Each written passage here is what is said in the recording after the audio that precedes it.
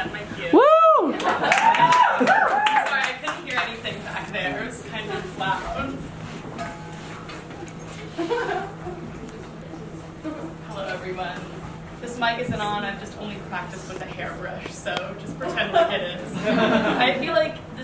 I feel just like the spirit of Broadway is with me tonight. I'm kind of counting this as my Broadway debut. After all, this is 7:15 Broadway, so it's an exciting night for me. I just turned 20 last night. Not last night, last month. No, don't cheer. I lied. So it's kind of like an exciting and transitional time for me. Because now it's like I don't have teen angst anymore. Instead, it's just depression.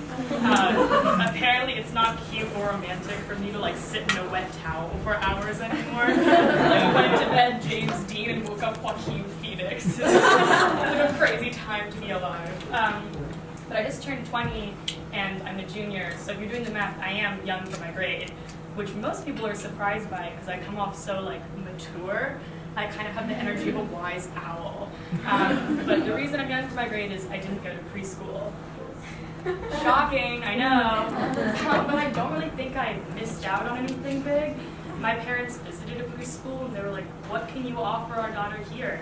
And the lady gave a pretty convincing pitch. She said, instead of sleeping at home in her bed, Keara will have the opportunity to sleep in this windowless church basement on the ground in kind of a mass of bodies, POW style. And my parents were like, tempting, but we'll pass.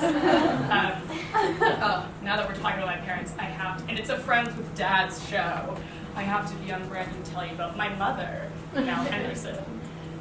My mother, where to start? She is the smartest person I know. She's a genius. She went to Harvard at 16 on scholarship, and she is a boss lady. She's the boss at work. And her subordinates have affectionately nicknamed her the benevolent dictator, if that gives you like any insight into my childhood. No, I'm kidding. She's like a really loving, sweet mom, but if you know any geniuses, you know they can be kind of snappy and cold, and I think sometimes she just forgot I was a child. I'll never forget it. One time I asked her for a pair of Heelys, and without looking up from her newspaper, she said, Heelys are for kids who are too fat to walk. That was the end of that conversation. Just walked away sad, Charlie Brown style. And another time, oh my God, I was like 6. I went up to her and said, Mom, do you think dogs go to heaven? She leaned down and said, I think heaven is a place people made up because they're too scared to die. Okay, cool. Much to think about. My mom is also a journalist, meaning she investigates things for a living. So it became kind of tricky trying to rebel in my teenage years or break the rules. And to illustrate that, I have to tell you a pretty harrowing story about the time I lied to my parents and it had consequences, like more disastrous than the Hindenburg. Here's what you need to know. It was the summer of 2015, so I'm 15 years old and I just finished my sophomore year of high school. And this cool girl named Paige, who was a senior, invited me to go out, and I was like, for sure, I'm there. One problem, I had a curfew, I was only 15.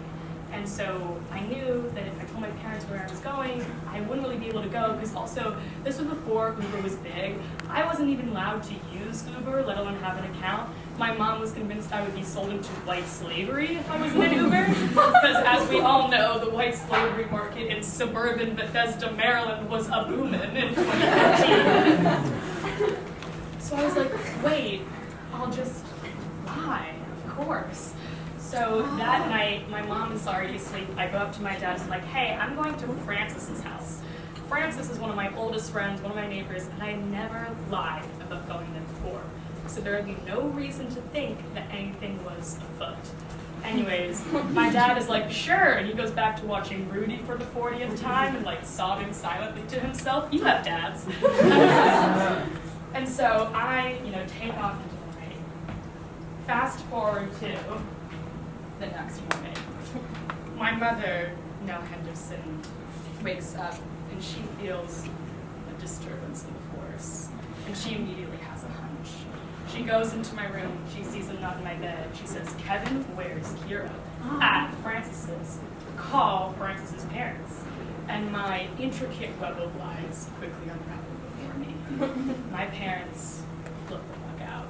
They call everyone I've ever known. They call hospitals. They call police. Cut to Keara Sullivan waking up that morning. Now, I was feeling a little bit different, because to be honest, audience, if I have to be completely real with you, while I was supposed to be at Francis's, I was actually out losing my virginity to senior hottie Trevor White. Yeah, I lost my virginity to a Trevor. It's just a choice that I made. I have to live with it, okay? So I was feeling a little different that morning, you know? And I'll never forget it. This girl comes in and she's like, hey, your sister texted me. Your parents don't know where you are, and they're freaking out. And I look down and I see an incoming phone call from my mother. Now, I don't really know what the villagers of Pompeii felt. They looked up and saw the molten ash and lava falling from the sky. But as I looked down at my phone, I felt I would have taken Mount Vesuvius.